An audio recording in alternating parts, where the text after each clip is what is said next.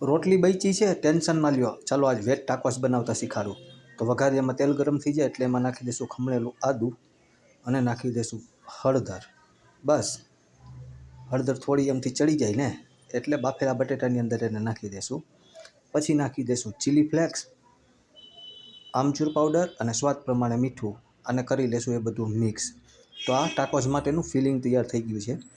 ગાજર, બીટ અને કોબીને ખમણી લેશું અને કેપ્સિકમને જુલિયન કટ કરી લેશું, એટલે લાંબા લાંબા કાપી લેશું. સ્વીટ કોર્નને બાફી લેશું અને ડુંગળીને બી જુલિયન કટમાં એટલે લાંબી કાપી લેશું. પછી શું, રોટલી લઈ લેવાની, એના ઉપર લગાડી દઈશું પીઝા સોસ, એના ઉપર લગાડી દઈશું આપણે બટેટાનું ફિલિંગ. પછી કોબી, કેપ્સિકમ, ગાજર, બીટ અને નાખી દઈશું મોઝરેલા ચીઝ.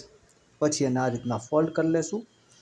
પેનમાં થઈ જાય બટર ગરમ એટલે ટાકોસને આ રીતે રાખી અને બે સાઈડથી એના વચ્ચેથી બી ક્રિસ્પી થાય ત્યાં સુધી શેકી લેશું. તો ચાલો ટોમેટા સોસ હારે વેજ ટાકોસ ખાવા.